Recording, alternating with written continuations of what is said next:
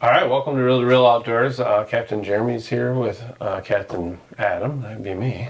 And we have a friend from Saugatuck. Got a special guest today. Yeah, Special guest. Captain Tyler. Want to teach you guys something about fishing for once in a for a change here. So we figured we got to bring in a hitter. Yeah, right. We've been trying to make this happen for a while. Oh, so a long this time, is, yeah. This is a long time coming. We're excited to have you here and Appreciate the invite. and hear your ideas. Yeah. You're like the young pup. Yeah. The young. compared to us old guys. Yeah. Yeah. Would you mind giving us like a quick, just a little bit of backstory on how you got to where you're at today in terms of like, what has led to you getting your license and also running boats and where you started before that? So I grew up fishing in Holland. We had a boat on ADOC for 25 years. My dad actually got me into it before I could even walk. And fished my whole life growing up. I fished with Jeff Keane on Sufficient while I was in high school. First mated with him. Fished with Tony Wolfe a little bit out of Saugatuck. Right. And then after I graduated high school, I did 4 years in the military. And I came home and I was working at Long Range in Holland. And my little brother worked with Dave from Best Chance 2's son. And Dave called me in February of, had been 21. And never talked to him ever. And he's like, hey, you want to fish for a living? I was like, yep. So this will be year number 4 with him. It's a lot of fun. It's just cool to meet new people and really just share stories and go fishing. So it's really hard to beat. It's the greatest job in the world, I think. Well, and you're an avid outdoorsman Very, as well. Yeah. My wife really thinks so too. Yeah. I go from fishing extreme to hunting extreme. So it's not a bad life. Very blessed. Well, that's awesome, man. We appreciate all that you've done for the country as well, and it's great to see younger guys. I mean, in reality, you're one of the younger guys in the sport, so it's cool. You know, Jeremy and I were both there at one point, and now we're like the upper middle aged guys in the sport. I feel like starting to become the old guys. The old guys. It's like Joel and then us. Yeah. There's just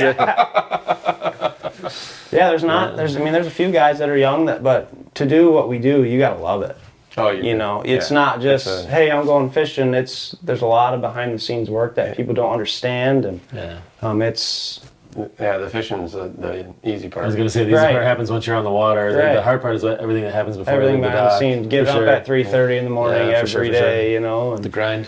Yeah, you have to love it, and that's one thing that I've learned. So, topic roundtable. I mean, welcome back to the roundtable. We haven't done one of these. It's been a hot minute. So people keep asking. So first off, hit that subscribe button. Hit the bell. Share this video. Tell all your friends. I don't know, whatever you're supposed to do on social media.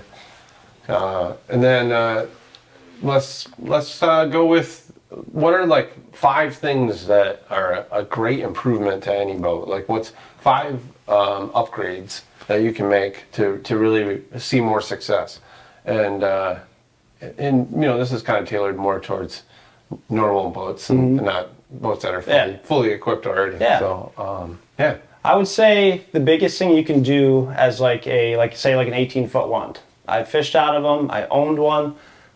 Is a trolling motor with autopilot. So like a Minn Kota Tarova, get a 36-volt system. It's so nice to be able to just do this, then this. Yeah. You can have it on your neck.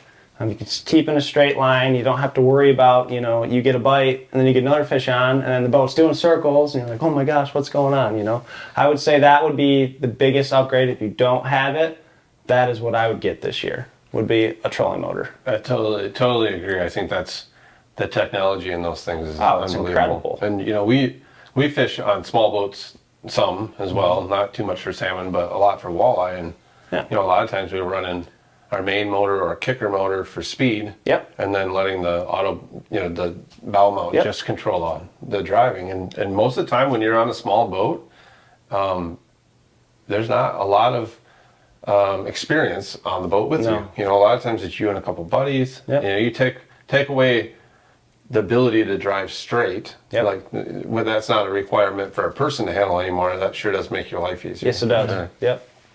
Yeah. And that's true, not even on just small boats. I think any salmon boat in general, if you're targeting salmon fish, salmon, if you can straight line troll, you're going to be ahead of the game. Oh yeah. Oh, for sure. For sure. You know, figuring out which direction you need to go is that's another question. But I think once you figure that out, being able to troll in a straight line, and be able to leave the wheel for a second, even turn your back and help, or see something, I think leads to you catching more fish. Yeah, for sure. I think so for sure, and I think having autopilot, whatever kind, it makes things easier to repeat. And if you want to be on a 165 troll, you can be on a 165 troll the whole time. Not 185 and 135 and a double zero. Hit it every once in a while on the swing. But yeah, for sure, that's a good one. Yeah, that's. I think another thing that goes hand in hand with that is using bags, like being able to control your speed. Yep, speed and troll direction are like the two biggest things you can have. Yeah, I mean, really. So and I think people don't like to mess with bags, and you have to be able to control your speed. The bigger the boat, the easier it is to control. Yep. Smaller boat, you have more surging, you have more effects from wind and waves. Waves, especially. And that anchor, it really just kind of gives you a little bit more stability. It gives you a little bit more control. Plus, if you're running a motor that turns, like anything, an outdrive or an outboard motor or a bow mount motor, the more thrust that you can produce with the motor, the more steering you have. Where with a big boat, with rudders, it's water across the rudder situation, but you kind of get this extra control by having your RPMs turned up. Plus your stuff charges better and everything runs better. It seems like a little higher RPM. So bags are something I would definitely recommend people mess around with. Yeah, absolutely. We don't run them personally. We have trolling valves, so and like I said, in a bigger boat, it's so much easier to control that. But for a small boat, I mean, like I said, speed and direction. If you can figure that out. What's interesting on Jupiter, we actually don't run bags 99% of the time, 98% of the time, I'd say. But we do carry a set of bags, and we do every once in a while still run bags when we need them. We can't slow down. Sometimes we can only slow down going one direction. We can't troll both directions. If we're going downhill and it's rough, we can't slow down enough. So sometimes there are days where even on the Jupiter where we have literally 0.1 mile per hour control at the helm in terms of dialing the speed in exactly where we want it. We still run bags sometimes if we can't slow down or we're surging a lot or we just can't get a nice straight troll because there's a funny current. Like we'll throw a bag in and sometimes it just helps you. We pick the RPMs up a little bit. So I think any boat, a set of bags is nice to have. Also it kind of also functions as a sea anchor in the event that you got into trouble. You can use it to rescue yourself. Keep the bow pointed into them. Keep the bow pointed into them. Yeah. If you've ever been sideways in big surf with no power, it's not that cool. It's not that much fun. Yeah, no. With the Seakeeper, it's not as bad though. True. I guess it really doesn't matter for some people. I heard they're nice. I have no experience, but I heard they were good. Turns out. So I think another thing that you can do that really doesn't cost any money to improve your boat is have your equipment organized and have the ability to hey, I need a number 3 swivel. And you can get that, or you can tell somebody where that is, and it's there. So what's really interesting is that I didn't say a word to you about this.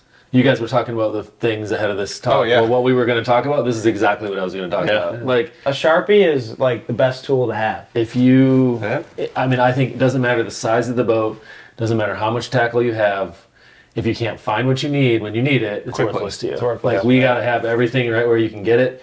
And to me, I like a really clean cockpit. I don't like anything on the floor in the back. I'm constantly moving things out of people's way because I don't want someone to trip. Yeah. Especially in a smaller boat, if you trip, you go overboard. It could wreck your day, or it could end someone's life. So keeping it clean, neat, organized, everything is tight, everything has a place. That's the way I like it. It does. Believe it or not, having your stuff just thrown all over the place or thrown in buckets, your spoons can get damaged from that, not like throwing them on the floor.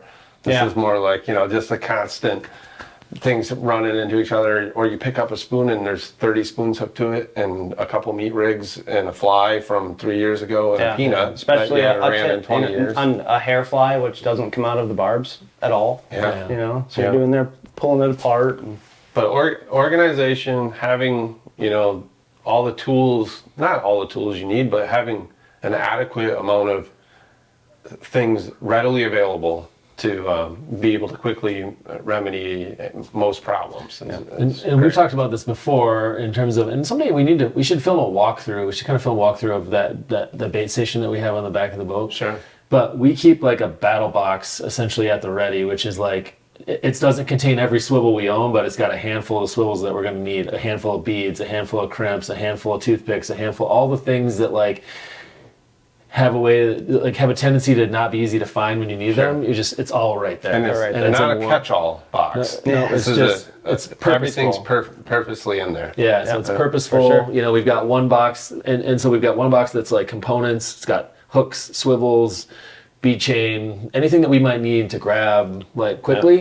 And then we have another box that's got some spin and glows. It's got a handful of meatheads. It's got a handful of flies in it, beads. Common stuff. Things that we run a lot of. The flies that we most commonly run, like maybe like pickled sunshine might be in there. That's a good one. I've heard about that I think one. there's probably a couple of those. Yeah.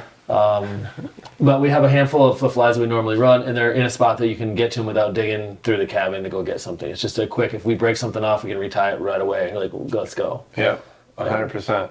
Oh, yeah, that's important. I mean, you should have that on, every boat should have that no matter what. It really just makes your life easier. Even if you're going bluegill fishing, to have a box that has all the little things that you need quickly, ready to go. Preferably It's so with much a easier. waterproof lid, because we tend Yes, to run in definitely. rough seas and water gets in there and you don't take care of it, and then you pull it out and you're like, well, all my stuff's rusty now. junk. Right. Yeah, and all and good. really, like, it's worth spending a little bit extra money on the box, because if you've ever had a divider come loose, Many or times. Drop the box and it cracks, Yeah. it's not fun. No. Yeah, but those are other things. Yeah, we've So, got those big bead boxes. It's like I have this recurring nightmare of one of them getting like Yeah. spilled on the boat.